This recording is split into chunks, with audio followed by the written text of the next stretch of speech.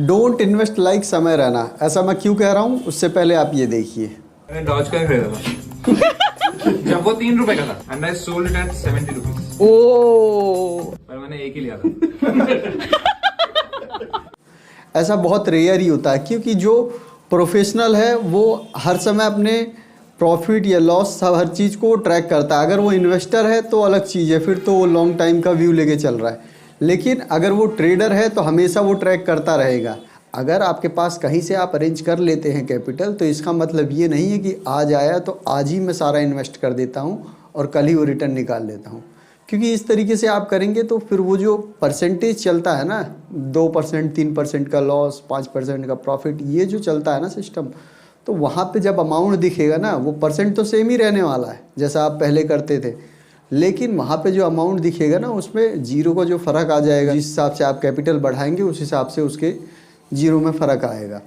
तो जब ये फ़र्क आएगा तब आपको जहाँ पे आप 50,000 का प्रॉफिट बुक कर सकते थे वहाँ पे आप 20,000 का ही प्रॉफिट लेके निकल जाएंगे। लेकिन जब लॉस की पारी आएगी तो लॉस में आप ज़रूर ये देखेंगे कि यार पहले मैं तो इतना परसेंट करता था तो इतने तक रुक जाता हूँ। तो जब वहाँ करेंगे तो फिर अमाउंट अपने आप बढ़ा दिखेगा। तो इसका केवल एक ही तरीका है, वो यही कि आप पहले अपने कॉन्फिडेंस को बिल्ड करने के लिए धीरे धीरे क्वांटिटी को इंक्रीज़ करिए। बहुत जल्दीबाजी मत करिए और किसी को देख के इन्फ्लुएंस मत होइए कि इन्होंने इस तरीके से किया तो 3 का 70 हो गया, अब कितने टाइम में हो गया। क्योंकि फॉरेक्स ट्रेडिंग का तो जानते ही है, ऑप्शन और फॉरेक्स ट्रेडिंग ये जिस तरीके से मूव करता है उसी तरीके से नीचे भी आता है। आपकी क्वांटिटी इनकी क्वांटिटी में फ़र्क है। आपका क्या बिजनेस है, उनका क्या बिजनेस है, उनके पास उस पैसों की कितनी अहमियत है, आपके लिए वो कितने ज़्यादा वैल्यूएबल है। तो ये बहुत सारी डिफरेंसेस हैं इनमें। उनकी रील्स वगैरह देख के इन्फ्लुएंस बहुत सारे लोग हो रहे हैं कि 3 रुपए का 70 कर लिया ये वो, लेकिन उसके बाद में जो उन्होंने बोला कि एक क्वांटिटी थी केवल, वो सबसे ज़्यादा वैल्यू रखता है।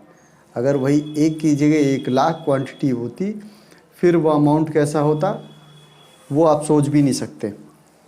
क्योंकि सबसे मेन यही है कि आप कितना लॉस कर रहे हैं और कितना प्रॉफिट कर रहे हैं। अगर वो 1:2 के आसपास है तो आप प्रॉफिटेबल हो सकते हैं, लेकिन 1:1 चल रहा है तो फिर प्रॉफिट के चांसेस बहुत कम है। क्योंकि ब्रोकेज वगैरह और बहुत सारी चीज़ें हैं वो सब जाएंगी तो फिर उसके बाद फिर आपके हाथ में कुछ आने वाला नहीं है, जेब से ही जाएगा कुछ ना कुछ। तो होता यही है ज़्यादातर कि लोग क्वांटिटी तो बढ़ा लेते हैं लेकिन फिर उसको हैंडल नहीं कर पाते और लॉस में बैठे रहते हैं और प्रॉफिट को रन नहीं करा पाते।